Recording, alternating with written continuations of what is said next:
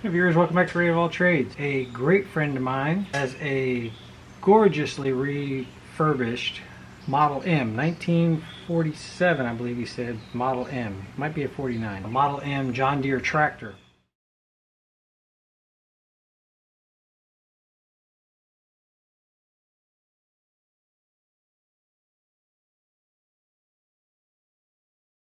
While it was running, he said it felt like the carburetor needed to be cleaned, and he wanted to let me do the cleaning on it. So I actually get the privilege to work on this beauty of a tractor. Here's the carburetor for it. Marvel TSX 245 is the plate that's stamped on here, and Schebler, Marvel Schebler is what's written on here. It's like the choke plate might have a little bit of a play, so I wonder if it came with new bushings. He bought the original rebuild kit for this thing. I want to be really cautious on cleaning this thing. I don't want any kind of issues as far as knocking the paint off, things like that. See, throttle has good return spring. It's really clean carburetor. There's no end to play here. There's a little bit, like I said, right here. The mixture screw is, let's go ahead and count that while we're here. The air mixture screw. So let's see. Starting at the, looks like a 2 o'clock position. So it'll be a half, 1,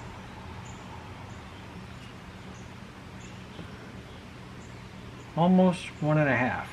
Let's get this thing disassembled and see what's going on with it. Let's pull the top cover off.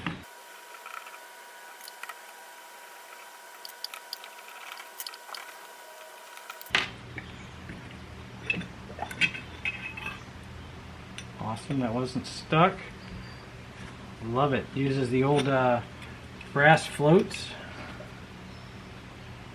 The inside of it, fairly clean.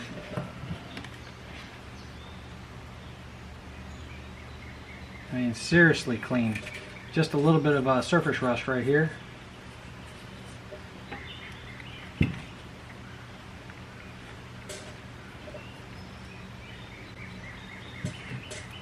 Let's see, did they give me a new...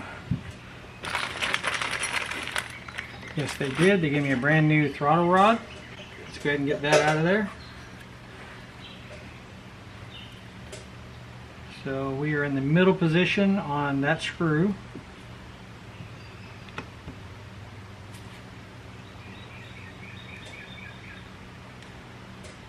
Get that cracked loose. Alright, now let's take out the 2 inside screws that hold this in place. The throttle valve has that spring-loaded bypass valve on the bottom of the carburetor.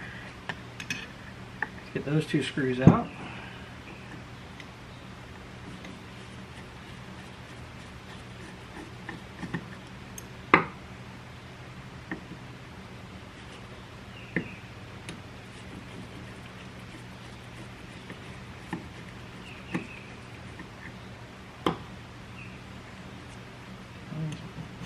Pull the throttle plate out, and then this rod here should pull out as soon as we pull out this screw.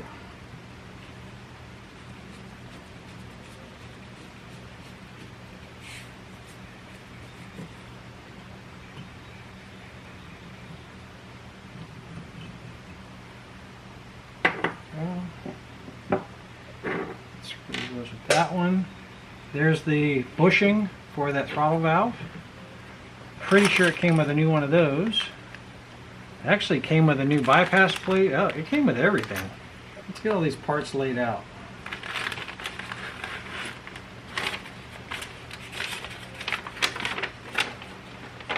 This is so cool. I'm not kidding. I enjoy doing this sort of stuff.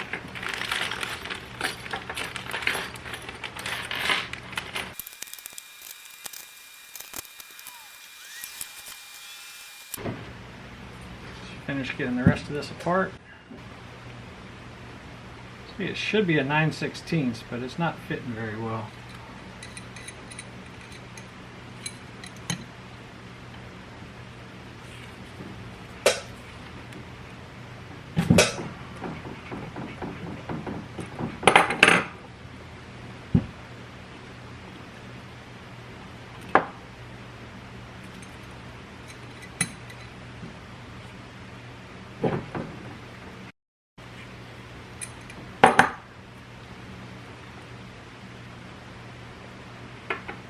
Down inside here is a jet.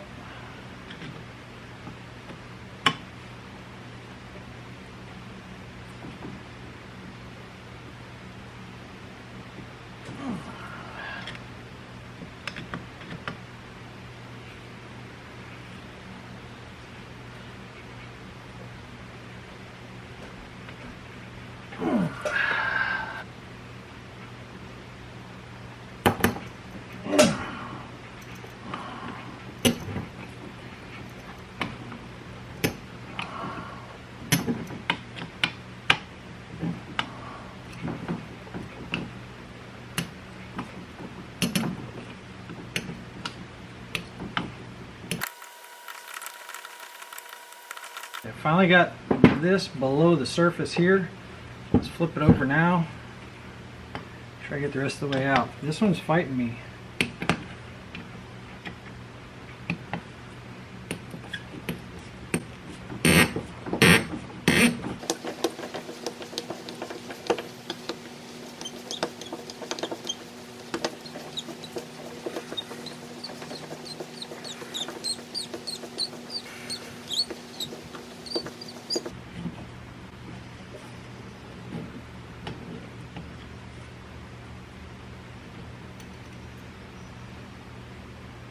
A lot of trash inside there. Not really gummed up though. And before I pull out this bushing, let's make sure I have another one. No, I do not have another one of those bushings. So we're going to leave that bushing alone, because if I start pulling on it to get it out of there, I'll mar the edges of it. And it'll cause an intake leak. So let's leave that one alone.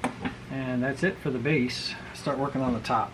So right now the float is sitting perfectly horizontal to the top here, which ideally that's good, because the float determines how high that needle or how low that needle can go before it returns. So as the fluid of gasoline fills up, the buoyancy of this float, it normally sits like that, right? So the buoyancy of this float pushes up, and it pushes that needle up and stops the fuel from coming in. So anyway, it's sitting correct right now. Let's get the float out. Gasket. Horn maybe? I don't know. Let's pull out the needle. Let's get the seat out.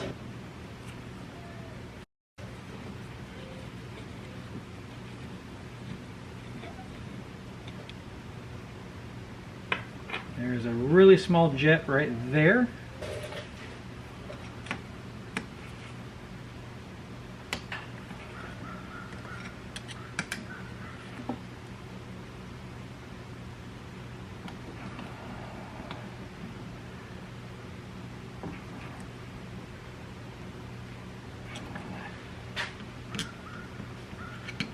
It.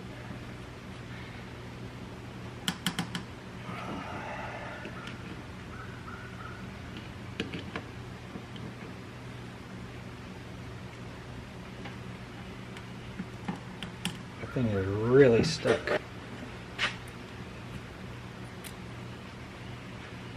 We're going to let that soak for just a minute while I work on the rest of it, because the brass is just basically chipping away, and I don't want to get in a position of having to drill it if I don't have to.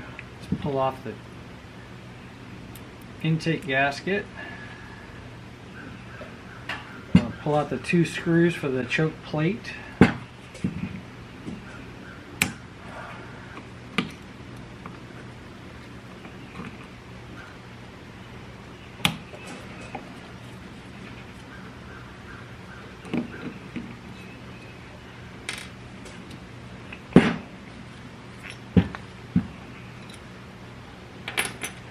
Choke plate. Let's pull out the choke rod. Again, another one of those bushings. I wonder if they were planning for me to utilize those bushings, or those seals. It's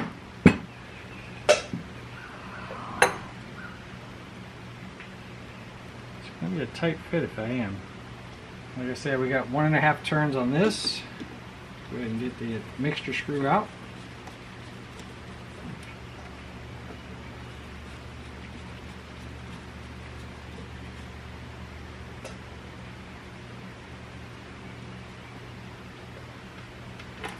One last screw, and that's the one I'm fighting with.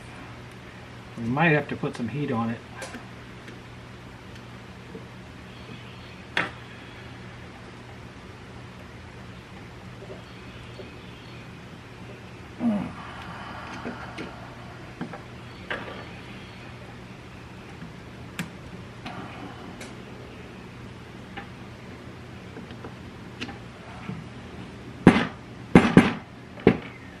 It's so frozen in there that the brass is just breaking away trying to get it out.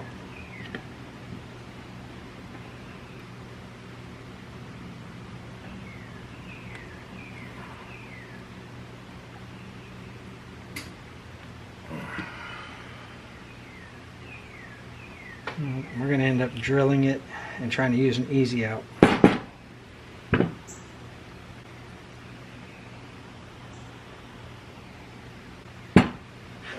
First thing we're going to try is some left-handed drill bits.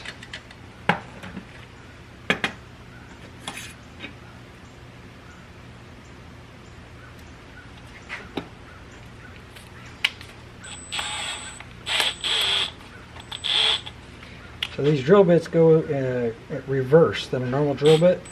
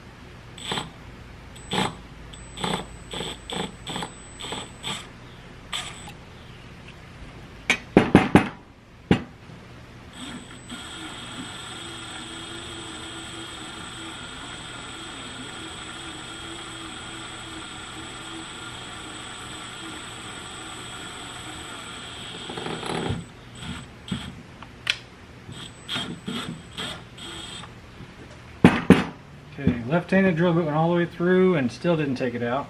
And I got a really good bite on it, if you guys can see. It's just frozen in there. I just don't want to screw up the threads.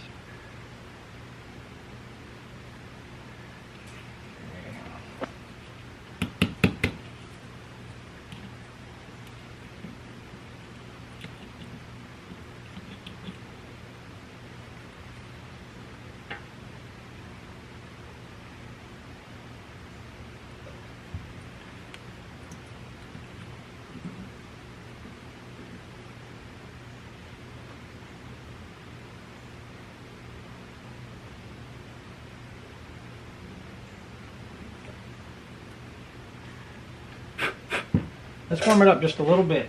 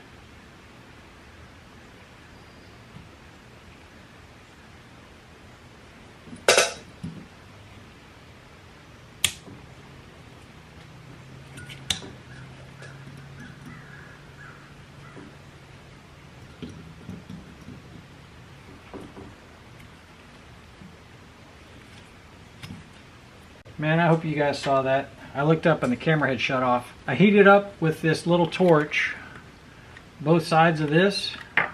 Unfortunately, I can't shoot this scene over again, but I heated up both sides of it. I put the easy out back into the exact same place, put gentle pressure on it with the wrench, and it cracked loose and just basically pulled its way out. It was rough for the first few turns, and then it came out pretty easy. I'm going to put just these two items into the ultrasonic because they're completely disassembled with the exception of these two bushings. I'm not going to use the normal degreaser like I would. I'm just going to use some Dawn dish detergent and put these in the ultrasonic cleaner with just the Dawn and let them go for a little bit, just because I don't want the normal purple power or whatever to start having any sort of ill effects on this cast iron, because this is, like I said, this is all original.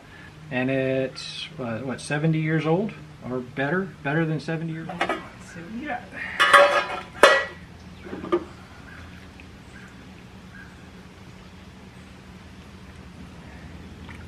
A lot of dirt for only being some dishwashing liquid. Alright, let's get these cleaned up. I'm going to wipe all this dirt off. I'll be right back with you guys because my camera's about to die. Look considerably better. Nice and cleaned up. Let's go ahead and get this thing reassembled. I noticed when I was going through this parts list that some of the stuff was missing. Like, there's supposed to be 2 of these red gaskets on this emulsion tube. So I think it called for 2 different gaskets on the emulsion tube, and I didn't see those in there. One of them goes between this and this, which is this large red gasket. One of them goes at the very end of this emulsion tube, like that. That one wasn't in there. Okay, let's get this thing put back in reverse order. The first thing is this little jet. Probably idle jet if I had to guess.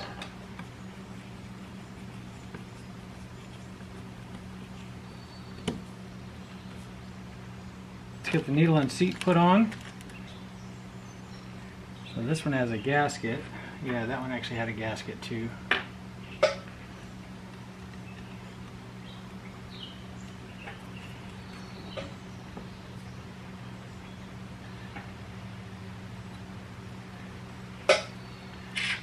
The old one was a slightly different design.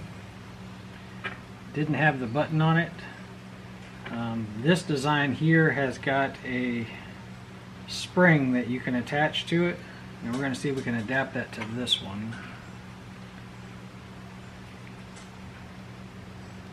See if we can drop that on there, and that in there, and let's see if that is possible. Just a little extra that helps it pull down if it needs to. I want to make sure that this is still sitting flat. Let's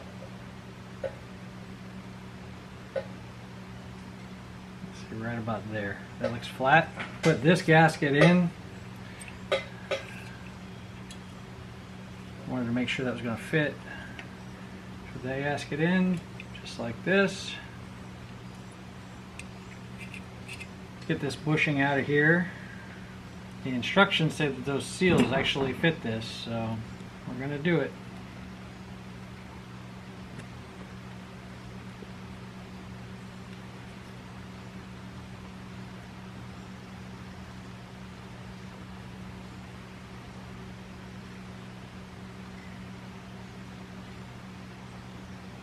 Okay, this is going to look just like that. You take this screw out. Well, actually, did they give me one of these? I think they gave me one of those. Yep, they did. Here's that screw right there. They also gave me a spring for it. Goes on there like that.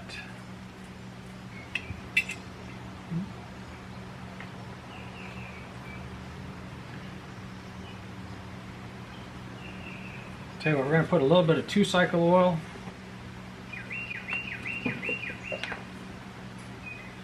on the end of this.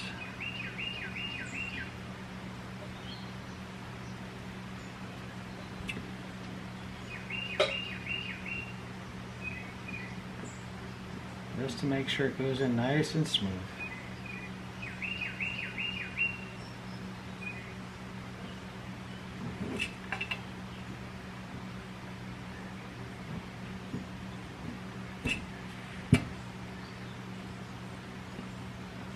The last one was fastened in just like that, so you can see the bar and you can see the screw holes.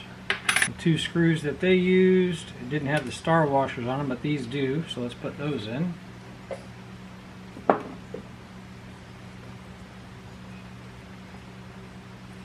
them started.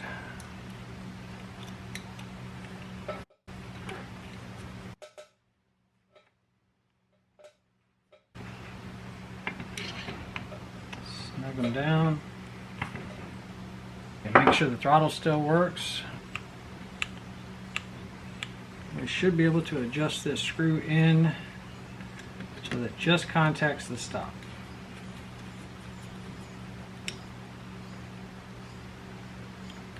So that's the mixture screw right there with a spring. I'm going to go ahead and run this all the way in.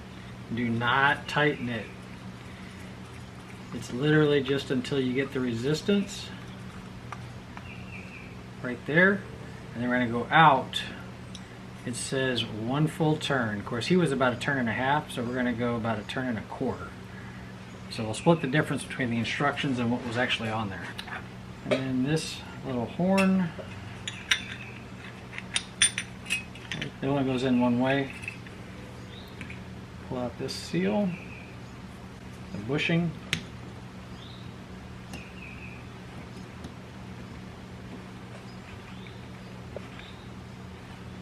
Seal put in. So what I'm determining to put these seals in, since I didn't have an old one to go with, a normal seal, the lip would go towards the oil side. Because this doesn't really have an oil side, but it does have a lip, I'm assuming that the lip goes to the inside. It really doesn't matter as long as the seal is in good shape. So I'm just imagining I don't want the dirt, the outside dirt, getting into where the lip area is. This rod gets replaced. So there's a spring. See, it sits on there just like that. Spring that goes, so it goes on the back side and goes around the arm like that. Let's pull this off exactly like we see it. Ow. It's kind of funny. Alright, and then the spring goes on there like this.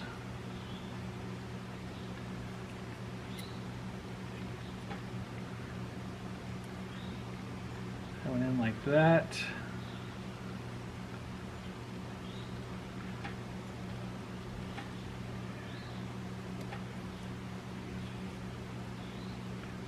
A little bit of 2-stroke oil.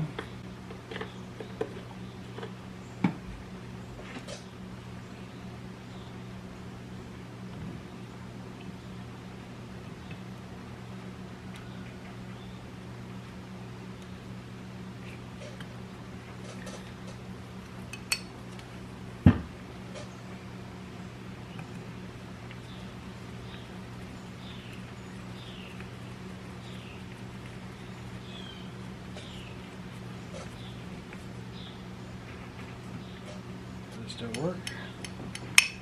Then when I had this in the down position, the plate was facing the bottom, excuse me, this button was facing the bottom. Drop into that groove.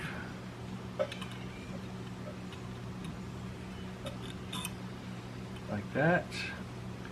And we're going to turn it to the open position so we can line up our holes.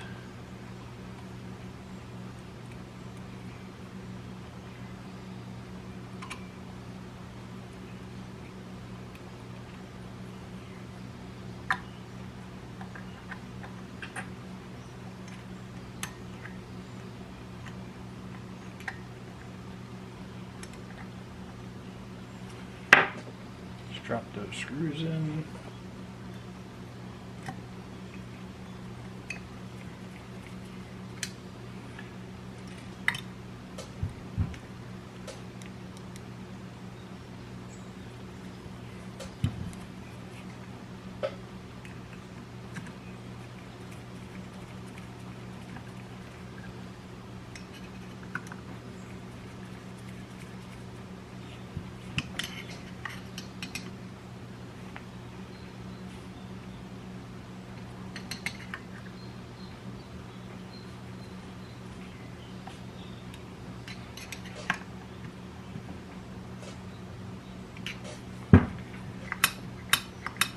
See, we've got that washer on there now.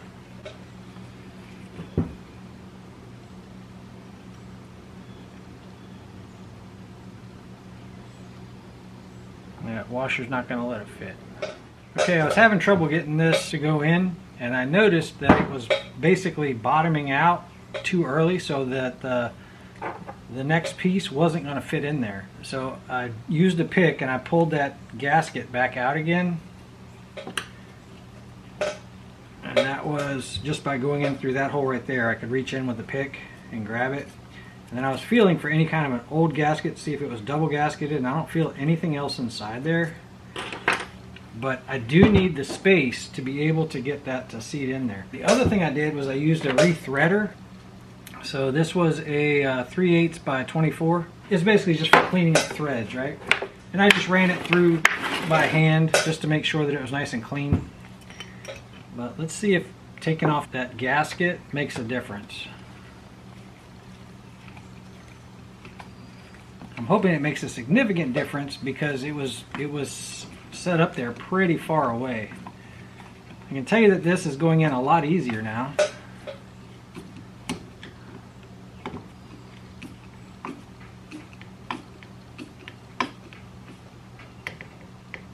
Yeah, it did seat in there quite a bit further, so I'm hoping that now this threads in far enough.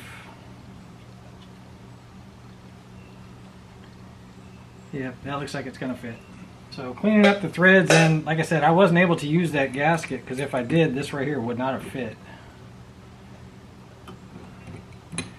The thing is, the instructions on this carburetor call for one that doesn't have a gasket and one that does have a gasket. The thing is, when the one that doesn't have a gasket, neither gasket is used. This one, it seems like this gasket's used and the other gasket's not. We have one more plug, and they had used this one here for that plug. I'd like to see if this drain valve actually fits that. That's really what's supposed to be in there, is a way of draining this. Because usually you have a way of draining the bowl, and that's going to be this right here. So that right there must be a mixture screw of some kind. I also ran the thread chaser on this setup too. It's the exact same as the other one.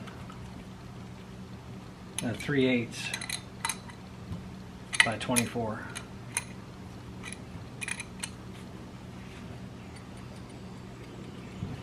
Let's go ahead and shut that off. This is a very comprehensive rebuild kit.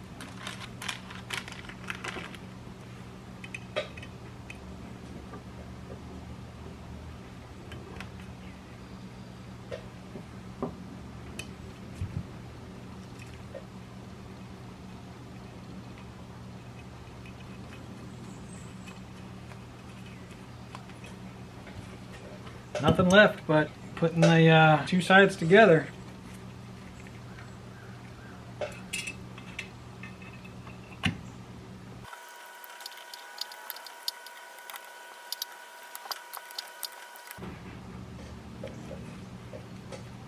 And then I usually take a loose zip tie and just put the gasket in place where it needs to go so that they can see it and don't lose it.